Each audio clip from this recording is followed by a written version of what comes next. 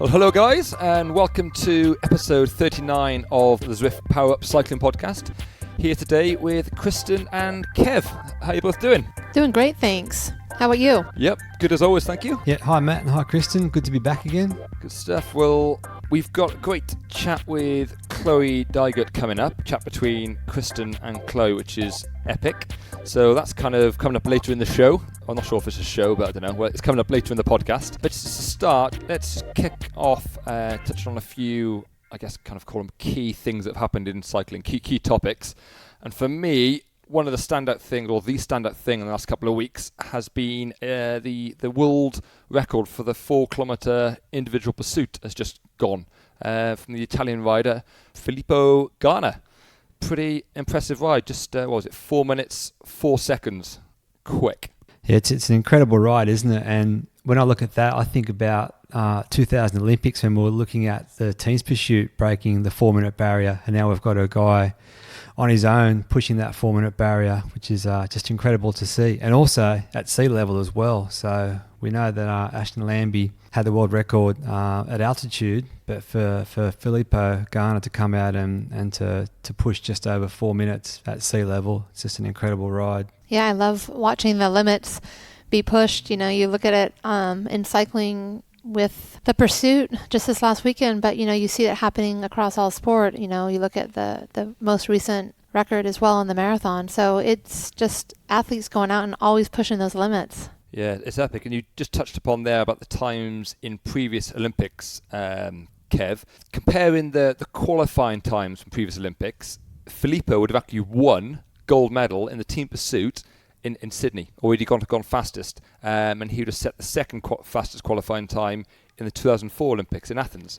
And this is a guy on his own. Just and to your point, Kristin, about how limits are just being pushed and records set. It's just an amazing feat. But you know what the crazy thing is though, Matt, is that this isn't an Olympic event anymore. They've taken it out of the Olympics, and the 4,000 individual pursuit was always the blue ribbon event for the men's Olympic program in endurance, and to have it out of the Olympics, it's disappointing. So hopefully this can be some sort of push to bring it back in. Yeah, I would agree. Yeah, absolutely. It's just such a pure form of cycling, isn't it? And people from the outside, you might think, it's a pure kind of watt-off, just kind of laying down big watts, but it's such a technical event as well. And Ganna, looking at his ride, he rode to negative splits, so started steady and just got faster. Well, actually, he started super fast and then went even faster. But in his first kilometre, he actually ranked 10th in his world record-breaking ride, and then just went quicker and quicker. That's just different riders, different styles, different techniques come into it. So, super cool event, and I agree. Just a shame not to have it at the Olympics. There's been some interesting stats going around, Matt, regarding, I guess everyone's an expert in hindsight, but some quite qualified people have been looking at his position on the bike, and they're estimating probably could be a little bit better. And they've sort of done some calculations on if he had the position of Ashton Lambie, how fast he would go. And the maths seems to say that if he had that kind of position, he'd be very close to the 4 minutes. So everyone's doing the calculations and the science, and let's see if he does adjust his position in the future and see what the outcome of that is. Yeah, I mean, it's a bit of a trade-off, I guess, for riders like Filippo, where he's a road rider, and that's his job. He's employed by Ineos to be a road rider. And that pays the bills, but also he's got a massive interest in the track, and obviously he's obviously passionate about it, but it's trying to balance his road versus track ambitions. I guess maybe just be because he hasn't had enough time to go in the wind tunnel and dedicate that much time towards fine-tuning his track position for 4K. I don't know. Yeah, good point. But it's an interesting one. What an absolute weapon, as Hendy would say. Just moving on, just wanted to very briefly touch upon the drops currency in game. I think it's something quite a few Zwifters don't really get or quite understand. So just to shed a very little bit of light on this. So a drop is roughly equal to 1 US cent. So a $10,000 bike frame would cost about 1 million drops in game. Now there are a load of factors that come into it. And the guys at Zwift Insider, a bit of a nod to those guys. I think Eric Schlang is the guy who runs Zwift Insider. He's summarised a few factors that determine your rate of drop accumulation. So it's basically power output. So the more power, the more drops you get. Believe it or not, your gender. So females actually accumulate drops 10% quicker. And on the face of it, you may think, well, that's a bit weird, a bit unfair, but it's kind of a balancer. So a male rider generally would produce a little bit more power, so females get that little balancer. Elevation, distance, and number of ride-ons actually influence the rate at which you accumulate these drops. So to summarise all that, this has kind of come from Zwift Insider. You need to climb a lot, make friends with people who give you ride-ons, and go hard. That's basically how to rack up a load of drops. Well, that's been interesting for me, Matt, because I hadn't really looked into drops before you mentioned to discuss this one today. And first of all, I didn't know what a US dollar was, because it's obviously different to the Australian dollar, so it wasn't quite matching up with the cost of bikes in Australia. And then actually I ride next to my wife on Zwift most of the time, and her drops were ticking over much faster than mine. I didn't know what was going on. So now I know she's got the advantage being a female, so that's obviously why. Mate, that's not the female advantage. That's the power. Probably advantage. Is the power too, actually. All right. Well, let's get into your chat, Krista, with Chloé. And obviously, this was recorded a couple of weeks ago, and she talks, and now you and her talk about her first track race coming up. Obviously, that's now been. She competed in Minsk the other week. Yeah, she went to Minsk. We extended her season about 4 or 5 weeks. And, I actually, even as her coach, forgot that she had not been on the track in competition for 2 years. She's had, just a number of setbacks and such. But really, that's just how quickly 2 years goes by. And to think that we're soon and fast approaching 2020 in Tokyo, it boggles my mind where time goes. But yes, she just came off the track. She obviously was a leader on Team USA. They came off with the gold medal in the 4K women's team pursuit. And so it was a great ride by Team USA. And obviously the next 3-4 World Cups are going to be really important as we head into the World Championships and as well as Tokyo this year. Yeah, and no surprise for anyone who didn't watch the women's team pursuit, Chloé literally, let's just put it, she's done a lot of work on the front. She was super strong. Expectedly, as we'd expect. But yeah, what an athlete you've got under your wing there, Kristin. It's a great chat as well. Just kind of, I guess, humanise Chloé a little bit, because I think a lot of pro cyclists just people forget they're humans and people like you and I. So it's nice to kind of get under the skin a little bit into Chloé as a person and not just a bike rider. So here we go. Let's get into it. All right. So welcome back. I'm Kristin Armstrong, and we're lucky enough to have Chloé Dygert once again on the Zwift Cycling Power Up podcast. I'm the co-host, and Chloé Dygert, for those of you who do not know her, she's an 8-time world champion, and most recently, adding to that list of accolades, is the world champion of the individual time trial just a month ago. Welcome, Chloé. It's great to have you back. Yeah, it's good to be back.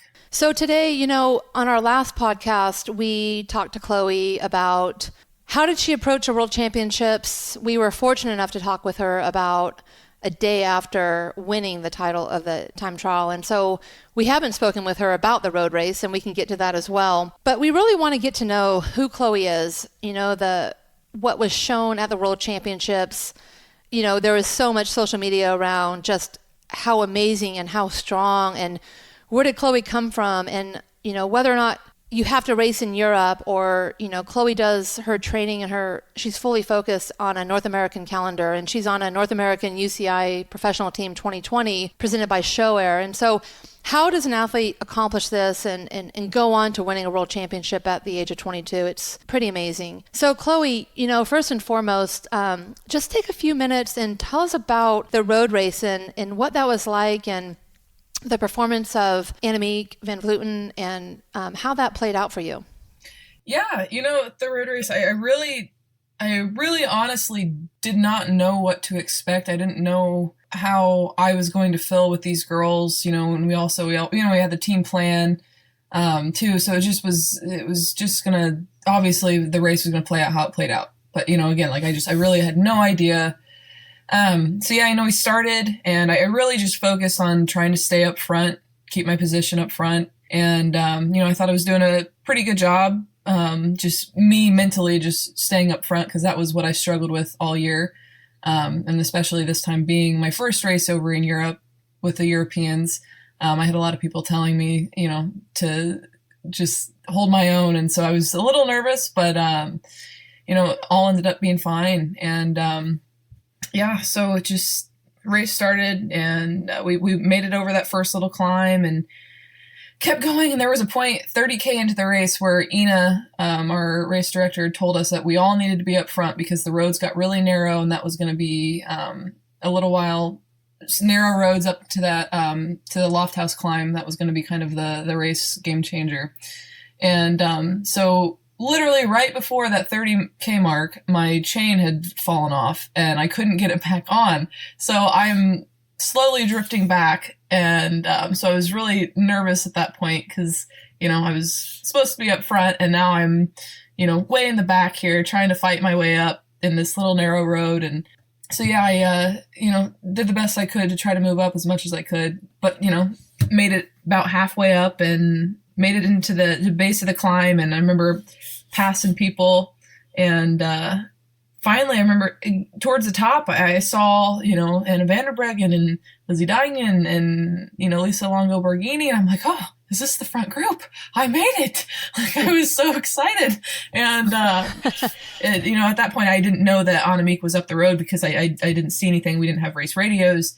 And, so it was a really good feeling to see that I had made it up with those top girls. And then, being able to turn around and see that we had a gap on the rest of the peloton. And, so we all, we kept going, and, we worked to try to bring Annemiek back, but until we got to the circuit, nothing really happened. Annemiek just had a really great day. And I had tried to, make an attack to see if I could bring her back. But, my probably lack of nutrition and, experience as a road racer just kind of blew up, cramped up a little bit, and, wasn't able to pull it back. But, it just gave me a lot of confidence leading into the next bit of racing if I race over in Europe again. Yeah, I think that it was a stellar performance. And I remember you telling me the day after the road race, you're like, what, Kristin, it was just 15K too long. I was like, yep, you're right. I saw it on TV. It was 15K too long for you. And so I think what most people were impressed by, though, is not only did you make the front group, and I think there's so many opinions out there around oh, if you don't weigh a certain amount, how can you make it up to the front group? And I just always think that the more powerful riders are the ones who end up on that top step of the podium at the end of the day. And so it takes a strong individual like yourself, and anyone can make it up that climb. It's just that determination and getting in your mindset that you can also make it. But also, I think that what I heard a lot of was people loved watching you race. People loved that you took risk. I think there's so often that we are out racing and people are so nervous. Are you allowed to go? You were in that small group at the end and nobody was chasing. The group dwindled down and you were into the circuits, and you basically took it upon yourself to attack and go and try to bridge across to Annemiek. I mean, you were basically probably telling yourself, I don't want to go to the line with these other two women. And so I think that the courage you have and the instinct you have was really refreshing to a lot of people. So awesome job. I think that there's more to come from Chloé, and I look forward to watching her as we lead into Tokyo, not only for the time trial, but also the road race. So Chloé, one of the things, let's back up here. We've talked a lot about your approach to the World Championships and the individual time trial. We've talked about, now we just kind of summarize the road race at the World Championships. But let's take all of our listeners back to Chloé.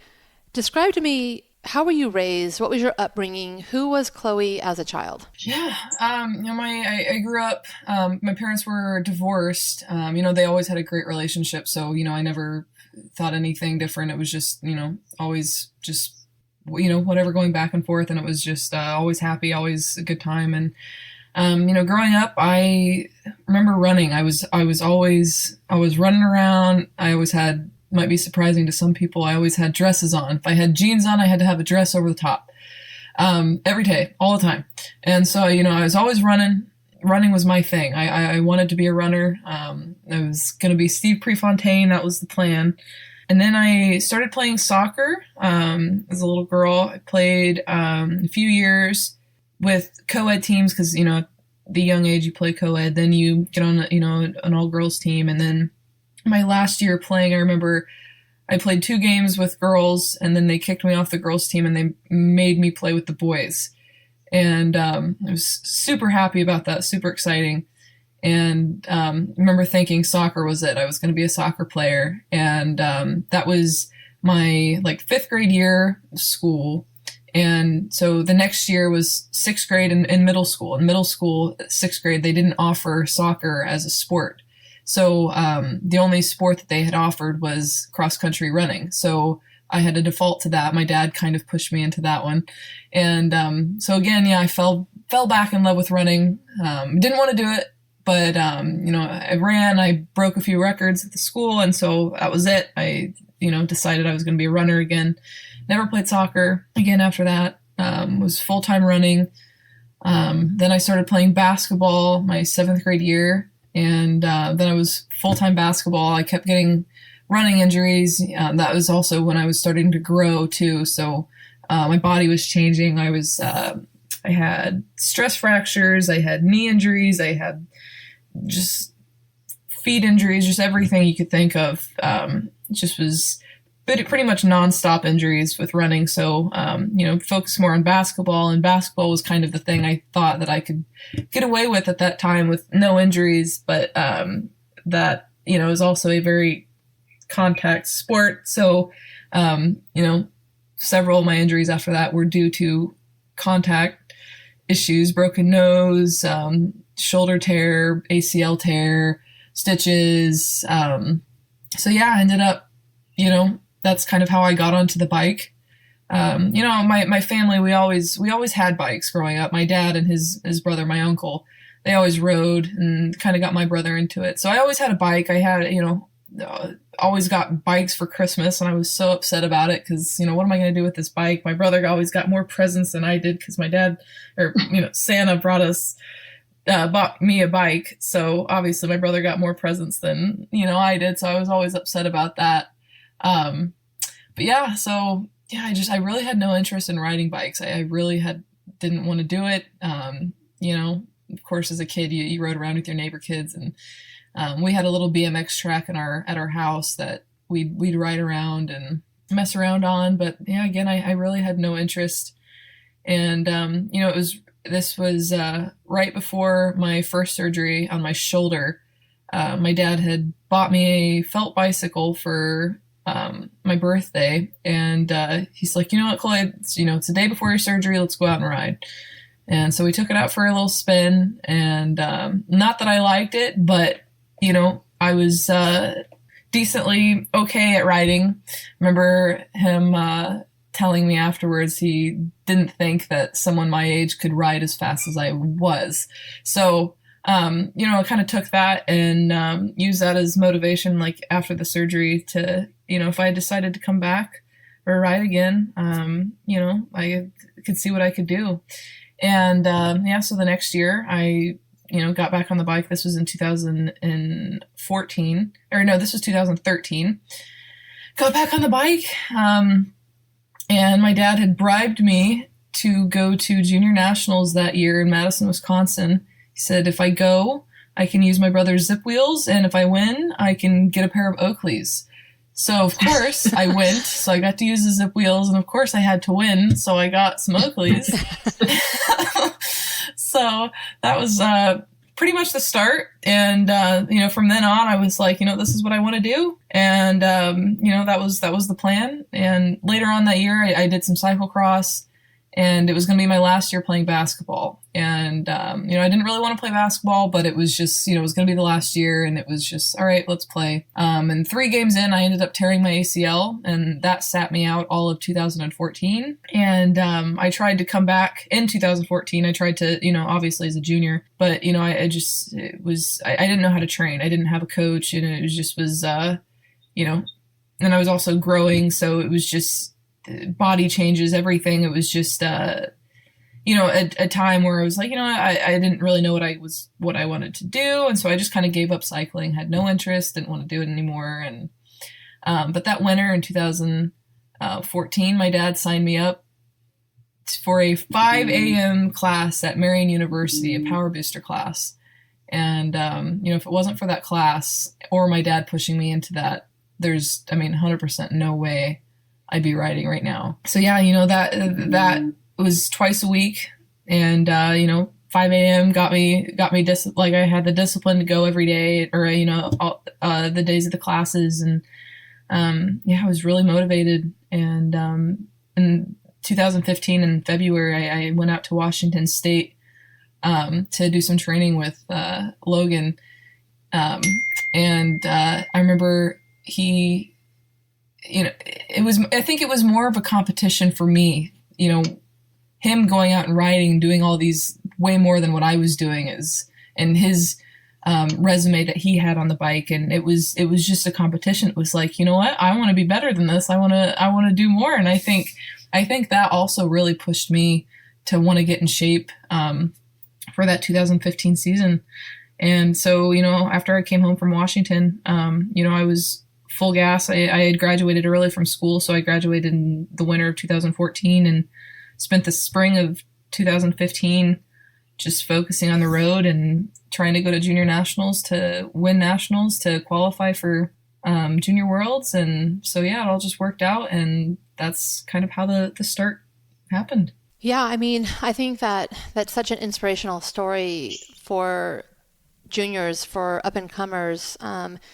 You heard Chloé. She obviously didn't realize that she was going to end up on a bike at the end of the day, and she was a kid. She ran, she played soccer, she played basketball, and so it wasn't just one focus that she had necessarily that led her to the bike and led her to the success she's had today.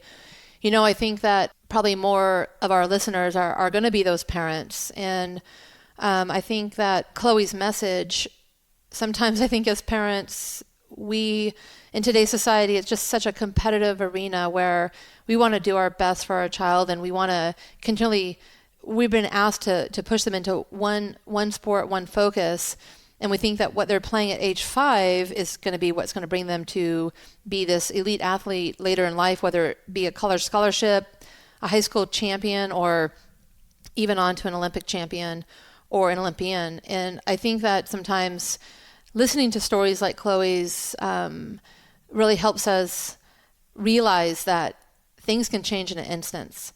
And this is just the story of Chloé. So thank you for opening up and sharing that. It sounds like your father was definitely a huge role model and also a huge advocate for you on the bike. And so you never know what that little nudge or the little triggers that he knew that he can share with you, which was, hey, let's go for a bike ride before your surgery. Hey, if you win or if you go, you can use the Zip wheels. If you win, you can have Oakley. So those are all fun things. And it sounds like you were just born competitive. And that's something that you're either born with or you're not, I think.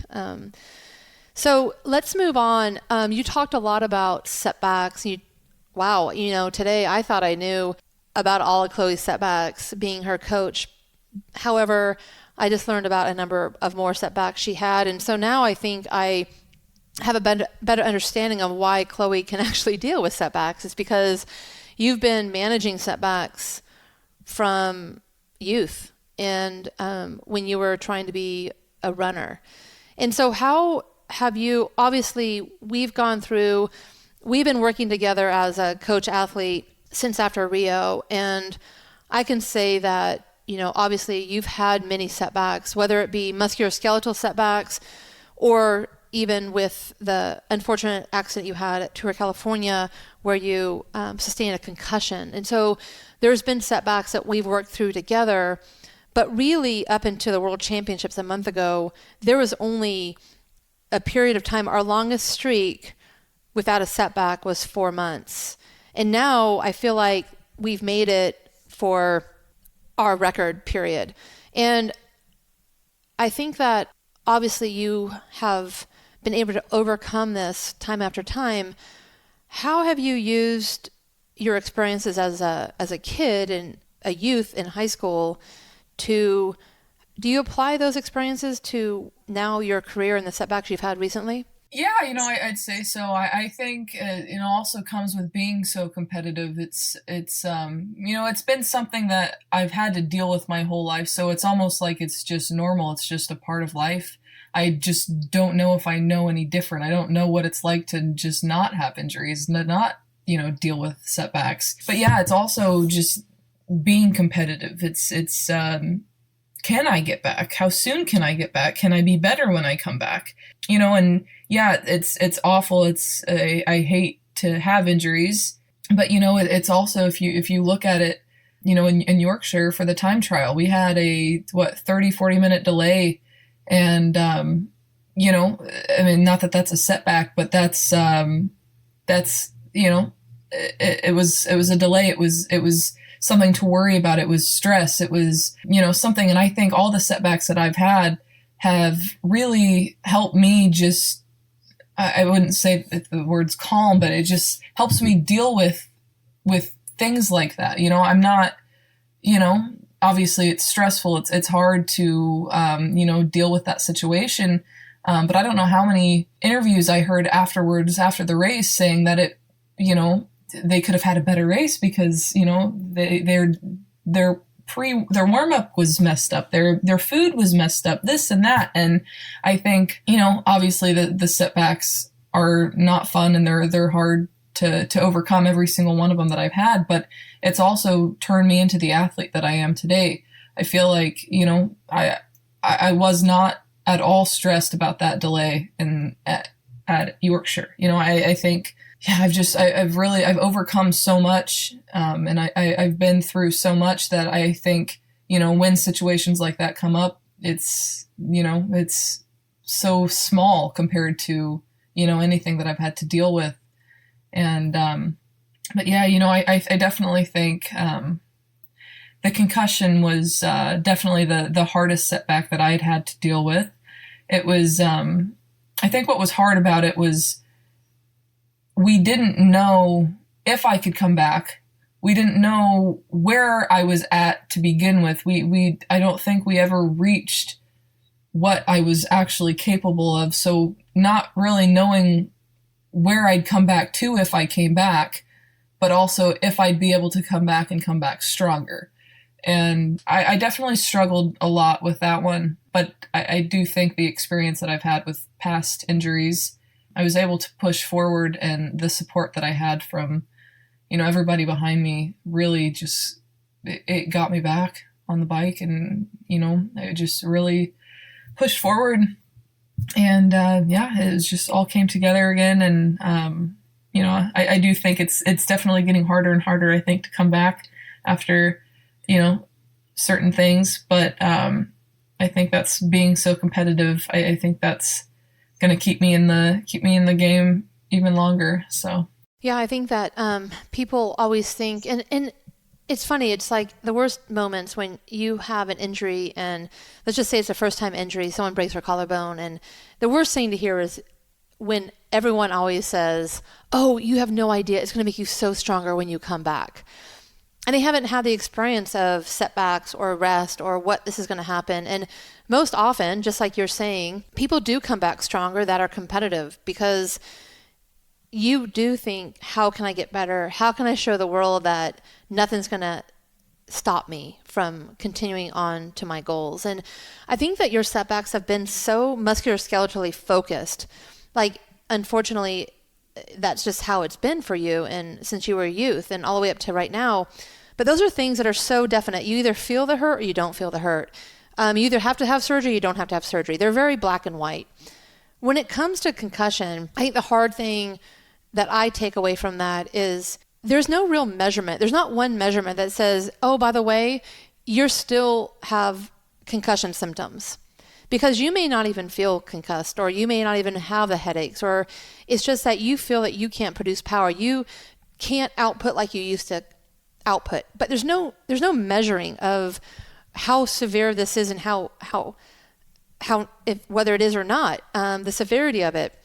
And so I think as an athlete, that has to get in your own mind thinking, well, there's not, what is the healing process for concussion? And is there a healing process? And am I ever going to get better? So I'm sure it just took so much trust from you for when you were speaking with experts or when we were trying to get through training. I think that you had to really be patient. And we always like to say between Chloé and myself, you have to trust the process. And also when you spoke about the delay that happened at the World Championships because of the conditions, every setback you have, you're going to be able to relate it and you're going to be able to deal with new setbacks easier because of those experiences. But the other thing we like to say is you want to control your controllables. So, okay, the weather was a factor. They couldn't start the race on time. Can you control that?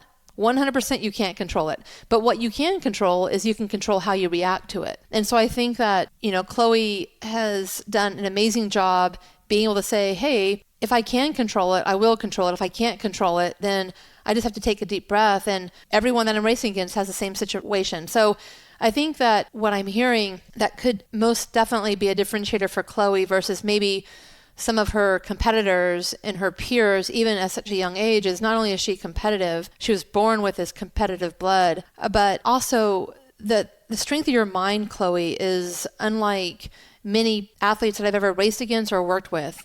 Your mind is so strong. And tell me, do you feel that your mind is powerful? I mean, I think most people are out riding and training on their bike, but when it comes to race day, what would you say? Have you ever thought about that for yourself? Do you think your mind is stronger than your competitors, or how much do you think your mind plays a role on race day in the time trial? Yeah, 100%. But I mean, that even goes back in training. I think, at the beginning of the year, I was really struggling, with training, obviously, but we weren't hitting the power that we were supposed to be hitting. We weren't, we weren't where we needed to be. And I think I was struggling, obviously 100%. You knew the entire time what you were doing. And I think I was struggling not realizing that you knew what you were doing. And, it took me a while to be okay with that I wasn't 100% at that time. And, once I started hitting the numbers I should be hitting, once I got on track, it was just, the trust that I had with you and Gary, it was just hands down, like, I can't even explain it. It was the difference, the mindset that I had with that. It was, it's like telling yourself, something's wrong. It was the lack of trust that I had at that point. And then the turning point of me hitting my numbers, all of a sudden my mindset had changed. And even if I had a bad day, it was like, I knew this is what I needed to do. This is what you wanted me to do. This is what I needed to do. And it was going to work. And, that 100%, my mindset changed. And even leading up to the World Championships, maybe we had a few setbacks with sickness or, whatever the deal was. But I knew everything I was doing was 100% correct. And I think that had a huge role in the confidence that I had going into the race. And so having the delay in the race, might have messed up a few people, but also I have to look at it. I don't know how many times I've heard people say, oh, when the Europeans come over to America, they can't deal with the jet lag. They're not going to be okay with it, But if you're a top level athlete, I feel like you're going to be okay and adapt to anything and everything. So I knew the top level competitors on Anna van der Breggen and Anna Meek, I knew that they, this delay was not going to harm them either. And so the strong mindset, it's just having to just remind yourself and deal with situations that come at you. And so, 100% just having a strong mindset, but it's something obviously you have to work on. It's not like I've obviously I've probably always had a strong mindset, but it's something that I've had to work on. And obviously that comes in with trust and support that I've had from, Kristin and all the coaches and things. And I definitely think having a strong mind is definitely more 50% or even more of, what it takes to win a world championship. Yeah, I think those are great words. So Chloé, for everyone that's listening right now, yes or no, do you think that mindset can be trained? Do you think it's something you were born with? Do you think you've always had a tough mind? Do you think you've always been able to Do you think you were started off with a tough mind and you've just now you're actually have a tougher mind because of the setbacks and the challenges and what you've learned? Yes. Okay. I would agree with that. I remember in basketball, our big thing was mental toughness. That was something we'd always talk about. And I think you are born with it, just like you're born with talent, but you have to exercise that and you have to work on that. And I think that's what, the difference is 100%. Yeah, I would have to agree. I think back about competing in Rio, and I'll never forget waking up and all we had done leading into Rio was train for the heat and humidity. And we wake up and it's pouring rain. And at that moment, I had a decision. I could either embrace the rain or I can do what you said a lot of your competitors did, which was fight the fact that the start was delayed. I could fight the fact that it was raining. But again, I went back to you can only control what you can control. And at that moment, I thought I might have just beat 80% of the competition because people are going to wake up and not be able to deal with the rain. So I think it is mindset. I think that especially on race day, it becomes very much mindset and believing in yourself and being surrounded by a team of support that believes in you, because the minute an athlete doesn't believe in themselves, I feel like you need that team to come in and just really rally around you. No matter what kind of athlete you are, it really helps to have a community of support. A lot of people may have a coach, a lot of people may not have a coach, or a lot of people may have a coach and a larger support network, but many don't. And so when you think about when you are on your own, you want to go out, and that's really, we are obviously huge advocates and supporters of Zwift. And when I think about the Zwift community, it really does provide that support. So obviously we heard it from Chloé Dygert herself.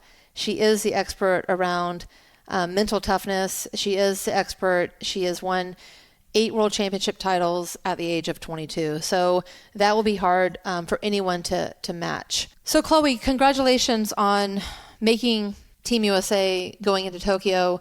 There's nothing that feels better than making the team almost a year out from the Olympic Games. The stress should be off your shoulders, and now you should be able to hone in and focus on the details. You're going in, and obviously in just, a week or two's time, you are going to be at a World Cup kicking off the 2019-2020 track season. And you'll be going over to Minsk and joining your team. How are you approaching this season, and how are you juggling being a dual sport athlete and trying to accommodate not only your track team, but also now your massive goals you have on the road and the individual time trial and the road race? I think the biggest thing, I feel like it kind of goes back with the injury thing. It's something that I've dealt with my entire life, where, I've been a dual discipline athlete basically since the beginning of my career. So I don't really think anything of it.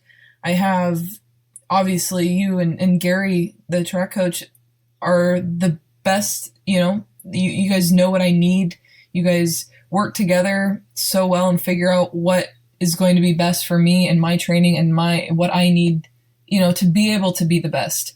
And, if that means we have to be selfish and keep me off the track, or if that means we have to keep me off the road, to be better, for the Olympics, then so be it, and that's what I love and respect so much is, you guys are here to obviously help me and Team USA win gold medals. They're not here to, win every single race or be the best at every single race. We're getting me prepared and ready for, the Olympic Games, and we're going to do everything the right way, and focus specifically on what, we need to focus on, is in Tokyo. That's going to be the heat and humidity, and, on the velodrome, focus on doing those specific track workouts. And, we've done it before, we've at Pan Am Games, I did both there. And obviously, with the Olympics next year, it's going to be even bigger deal. And, the preparation for it's going to be even more precise. And, I honestly, I've thought about it, but I'm not stressed about it. I'm not worried about it because I know I'm in the most perfect hands I could possibly be in. Yeah, we talk about, a lot of times people talk about having a coach, and some people talk about having a team of people around them. But I think what Chloé has created for herself is what I like to call an environment. She's placed herself in an environment that is 100% supportive of Chloé. You know, her road trade team, a big reason why she stays in North America is because 2020, presented by Show Air, is actually an environment that is allowing her to set her schedule and to go after exactly what she needs to do to be successful. When it comes to the track and working with Gary and USA Cycling, they're allowing us to make this plan and to execute it exactly how we need to in order to get Chloé on that top step of the podium. So it really does take an environment in order to be successful. You just can't hope that you are your best. You can't just hope that the road schedule or track schedule works for you. You have to prepare and you have to plan accordingly. And so you have to have those people on your side that are actually not part of any organization and non-biased, so that you can have the best interest of the athlete in order to make them accomplish the vision and the dreams that they have set out to do. You know, one of the things that we do really well, which is really difficult, is rest. Chloé, you know, we always find time to have a huge block of rest in her training program, but also throughout the year we'll have weeks where we call them mid-season breaks, where she'll take 7 to 9 days off the bike and not touch the bike. And so these breaks are some of the most significant times in her programming that we can't falter on. The minute the breaks go away, the minute the athlete becomes overwhelmed very quickly, and it's really hard to dig out of that hole. And so it's great because when Chloé has trust in her team, she's okay with breaks as well. So that's it's a blessing for myself, because sometimes it's one of the hardest hurdles to get through with an athlete is to convince them that rest is okay. So Chloé, before we wrap up, I want you to share, we're going to go back to where we started the conversation, and I want to have you give a tip around each area. So the first area we spoke about was your upbringing.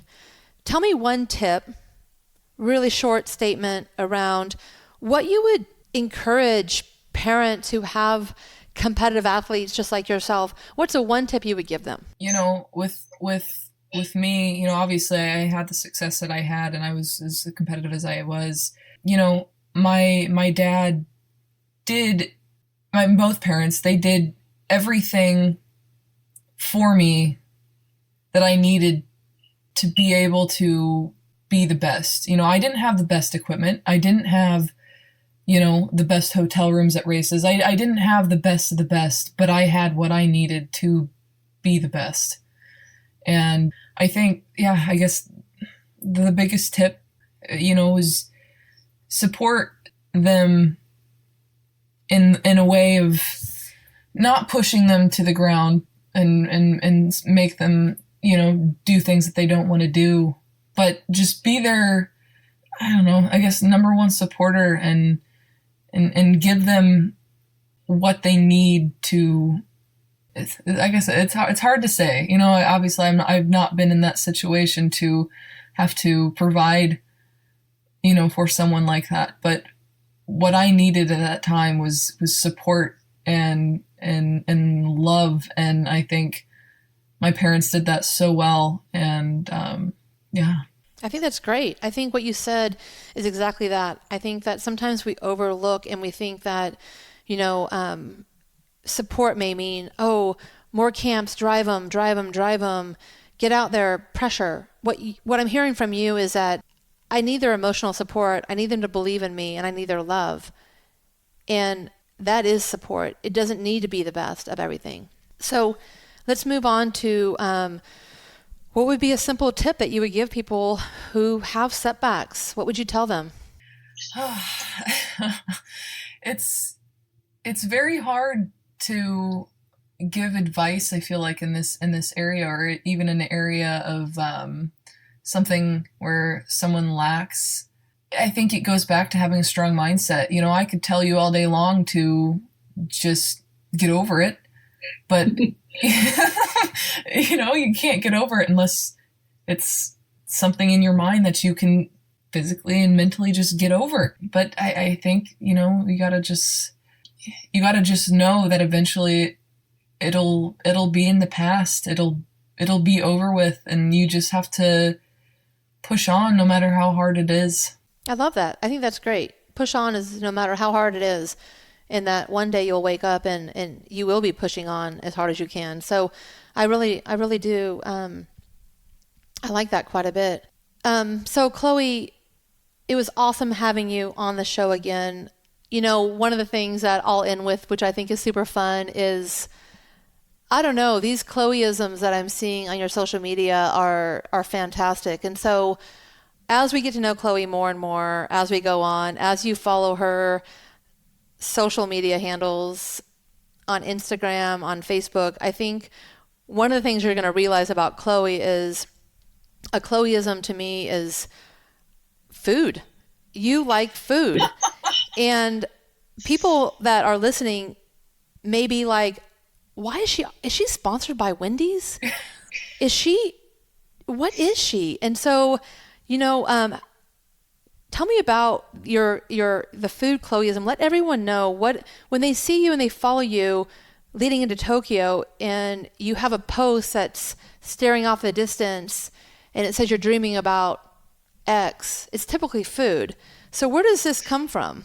Oh, man, ever since I was a little girl, food and eating, it just has been my life. I remember before I started growing, you know, obviously I would eat everything and eat so much. And my dad's girlfriend at the time, I remember him telling me this, and he still tells me to this day, that, you know, we'd go somewhere and we'd eat, and she would just look at him and say, oh, she's not going to be able to eat like this much longer, you know, because I'm going to start growing and get fat. But I've just always been an eater. I have an iron stomach. I can eat anything and everything. I remember before basketball games or races and stuff, I would go out to Wendy's and I'd buy 2 large chilies and chicken nuggets and baked potato and French fries. And I remember I would just eat it and have no problems. You know, I would eat so much all the time. And yeah, it's just my favorite thing. Well, that's awesome. We'll learn more about Chloeisms because there's several of them that I can share. We have run out of time today, but as we wrap up, the wrap up and the takeaway from this chat with Chloé Dygert, what I take away today is why at age 22 does Chloé Dygert have 8 World Championship jerseys? It's fascinating to me. It's something that we would all love to accomplish one day, but will we ever? What she would say is it takes mental toughness. You have to trust your team and place yourself in the right environment. And of course, I would say you have to eat well, as food is definitely a Chloeism. So again, thank you, Chloe.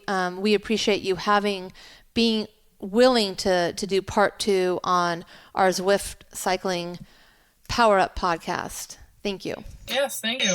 All right, there we go. It's good 40 minutes or so there of chat. And the one thing that stuck out for me was the topic of overcoming issues and disruptions and adversity. And Chloe spoke about how she's not only used to it, but kind of accepting of it. And that delay at the World Champs in Harrogate because of the rain. You can't control that. So what? Just deal with it. Stay calm and control what you can control. I love that, and it made me think of the England rugby team. Just at the did they lose, Matt? Rugby champs. They lost, didn't they? Yeah, quite significantly, wasn't it? That's it. But again, they lost. That's a good thing, mate. I'm Welsh. That's a positive thing. We don't want the English to win anything. But their head coach Eddie Jones spoke about how that their delay to the game wasn't a factor in the result because the players were ready for it. And in previous less important games, Eddie Jones, the head coach, had purposely delayed the team from getting to the start by pretending the bus had broken down, so to put the players under stress. So when it comes to the actual event and you face these adversities, you've been there and done it. So yeah, I love the fact that how comfortable Chloe was in dealing with adversity. Yeah, I agree with you there, Matt. And obviously at the World Championships this year, you mentioned the point about with the weather and the women's time trial, the timing was delayed and people were doing their warm-ups, had nutrition timing all in place, and all those plans were thrown out the window. But as Chloe said there, that it wasn't a concern for her. It's things that happen, and she's used to it and just deals with it. Yeah, to have that kind of attitude is it's very mature for a 22-year-old, isn't it? Yeah, it's interesting because if you think about what athletes think about when we talk about mindset. A lot of times we're talking about mindset during a race, and we're talking about mindset during intervals or a mindset when you're injured. However, with what we're just talking about, it's almost like the mindset before the mindset. It's like the mindset before the race. So how do you get and train a mindset, not just during the race, but like having a mindset when it does rain? So you're talking about the mindset being right before the mindset during your competition. I mean, there's layers to this, and she has it.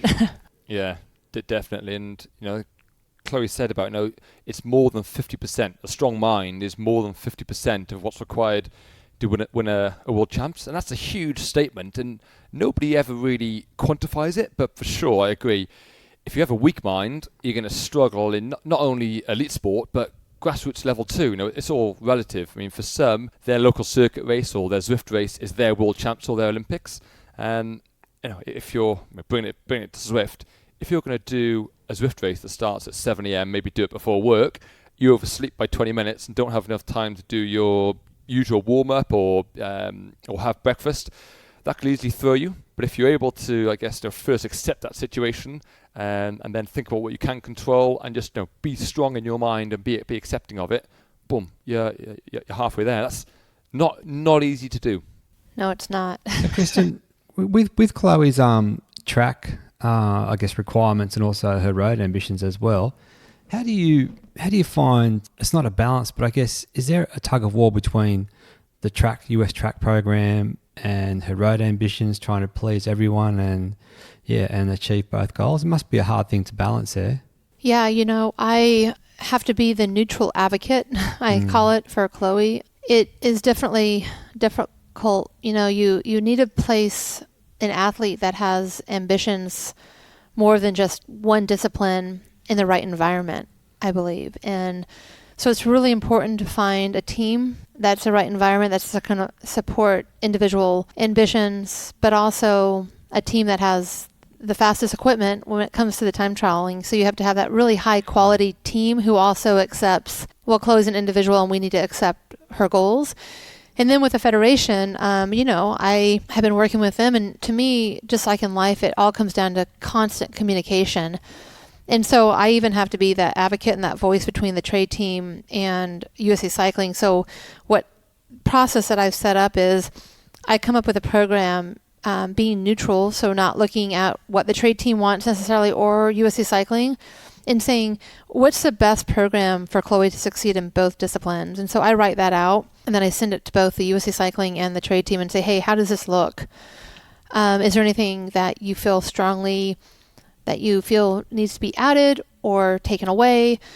And so it goes back and forth for a month or two. This latest, I would say, trouble or hardship or kind of just one of those little humps in the road was when, Team USA really felt strongly about having Chloé at all the World Cups this winter.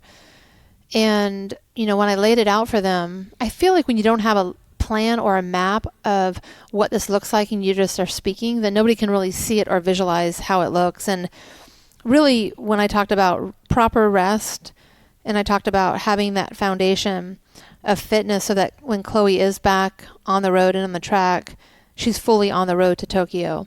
And when I lay that out, I don't think I do it in such a way that I feel like there's really no arguing when you look at it physiologically. There's no other way to go about this. And truly, in my opinion, Chloé's so strong and she's such an asset to the team pursuit squad. And her technical skills are great. And so at any point, the stronger the team is, even without Chloé, when Chloé does step in, it's going to be a stronger team in general because they're now forced to step up.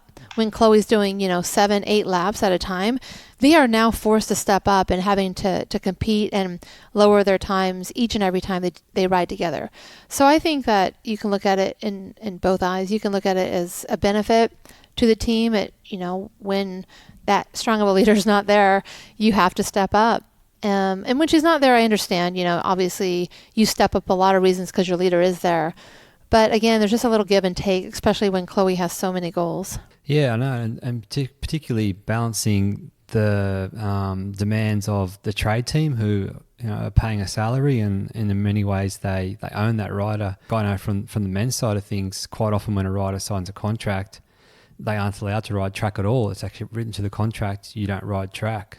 So to be able to do both, I guess for our listeners, what Chloe's doing is huge. It's a big demand on herself and other people as well, and it just sort of puts the whole picture into context of what she's actually achieving there.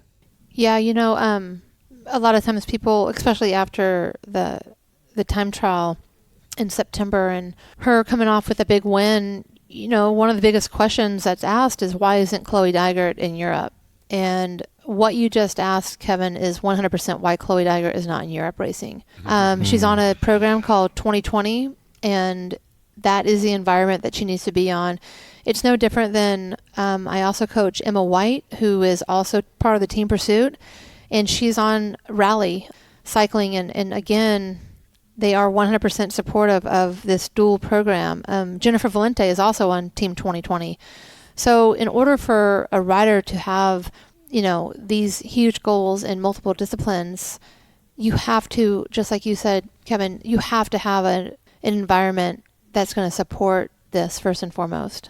Absolutely. Well, there's that saying, you are the average of the 5 people you spend most time with, or something like that, and maybe 7 people. And while it may not be 100% accurate, I think there's definitely some truth in there. And, you've got to surround yourself with good people because you're going to reflect them.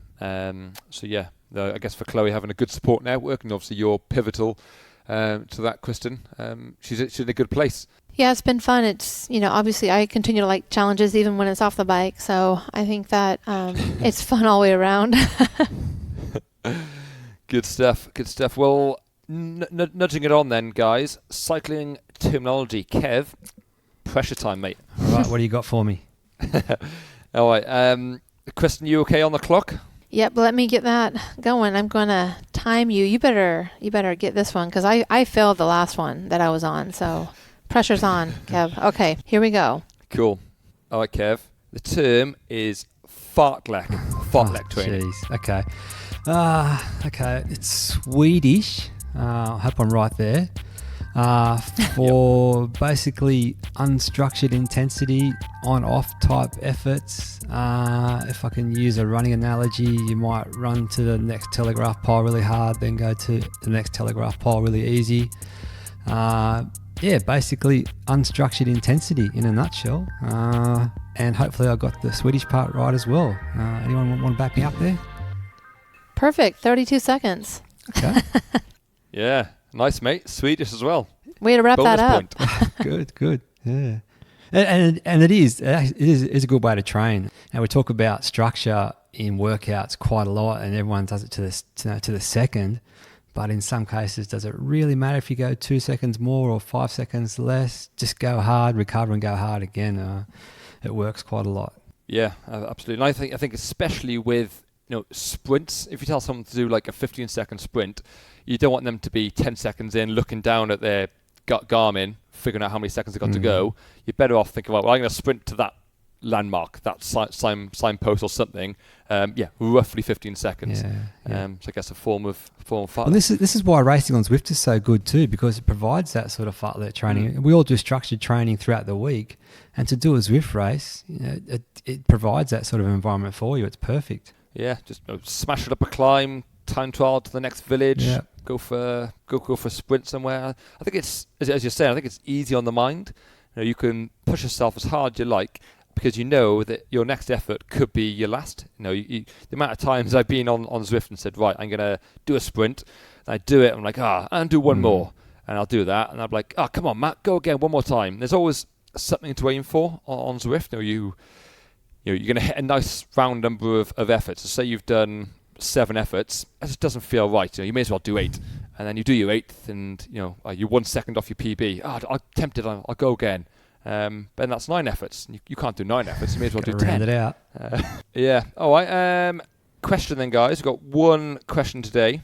And the question is from Simon. And this is sent in from Facebook. It's one of the Facebook groups. And Simon's question reads, guys, I do most of my training during the week on Zwift. say 3 45-minute sessions a week, but I do have chance to head out in real life on at least one of these days where I could get a longer ride in. I then get one long ride in on the weekends with friends on the road. I'm always super tight for time, so indoor training seems the only option in the week for me, but I'm wondering how much more effective indoor training is versus riding on the road. If there isn't much in it, I would start doing some extra in real life riding now the weather improves in summer.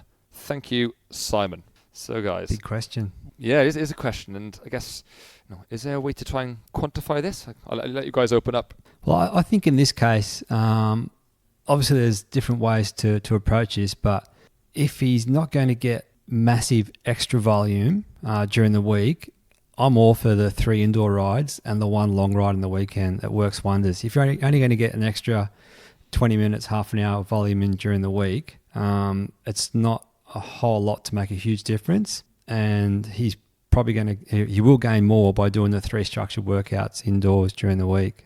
Now, we always talk about an hour indoors is worth an hour and a half outside, or an hour 45, whatever you might think. Now, we don't know what that exact equation is, but it definitely is the benefit to training indoors.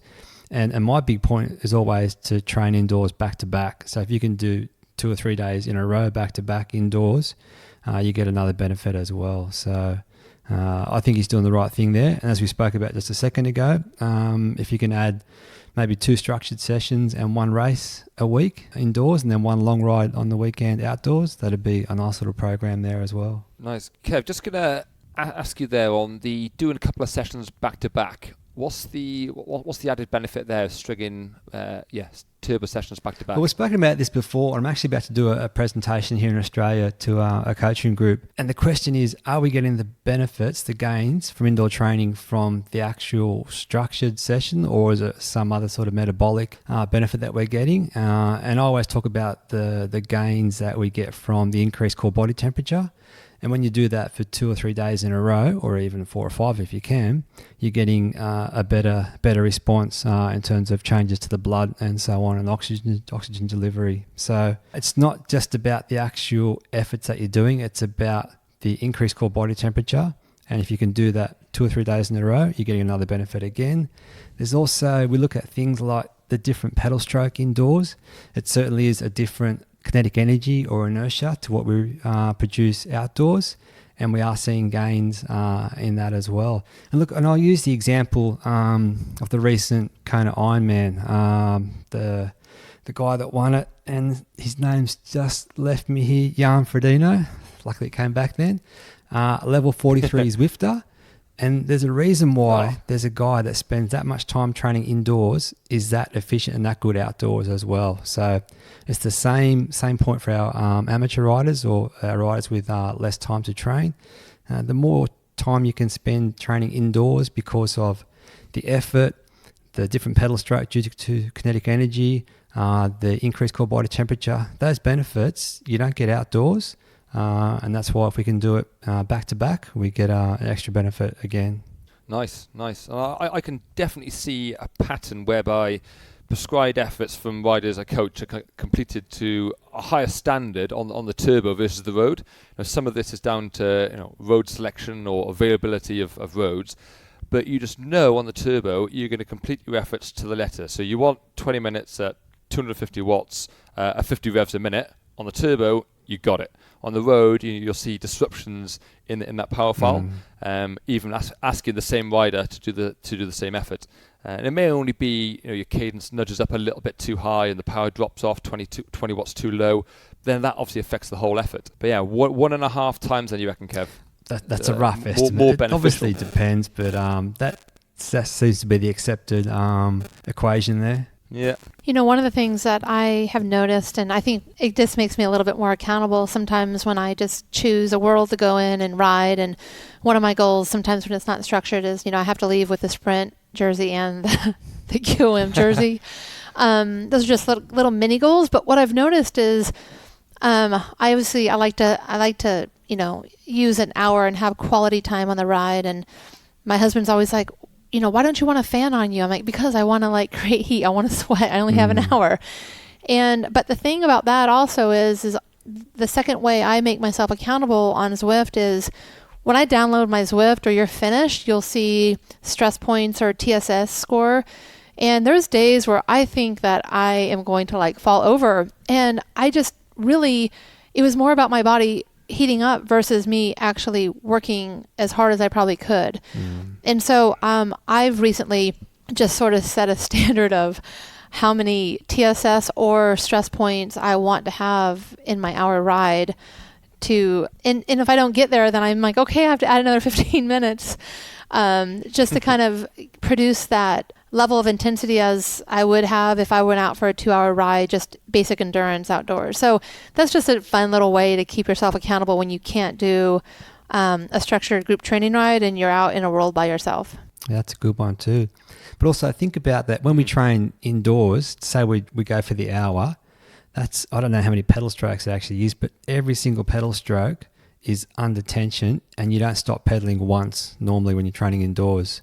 And when you're outdoors, when you roll up to the lights or you're going down a descent or through a corner, in that moment that you freewheel, even for a couple of seconds, the muscles release, they realign, everything sort of refreshes very quickly. Indoors, it's just constant muscle tension, and that's another gain that we're making indoors as well. We don't know how to measure that yet, but there certainly is something into that constant muscle tension for an hour versus relieving the stress, every 5-10 minutes outdoors when you roll up to the lights or through a corner or something. Yeah, that's the money shot for me there, Kev. Yeah, muscle tension, constant muscle tension. Yeah. Have you ever accidentally had your Garmin or your computer mount, whatever brand you use, have you ever had that where you're out there and you haven't set it up yet and it basically doesn't count your coast time, like coasting? So I remember back in the day, my coach gave me like a 4-hour ride and I just thought, man, this is taking me forever to get this ride finished. And every time I coasted or stopped at a stoplight or a stop sign, it didn't count the timer it stopped. And so it really puts in perspective, Kevin, what you said. You do spend a lot of time. I think my 4-hour rides took about 5. Oh, geez. I'm not having that mode on because some of my 2-hour rides would take me 4 hours yeah, to exactly. do the amount of freewheeling I do in groups. Oh, there we go. All right, guys. Well, good to chat as always. And yeah, speak to you soon on the next podcast. Thank you. Great. Thanks for having us, Matt.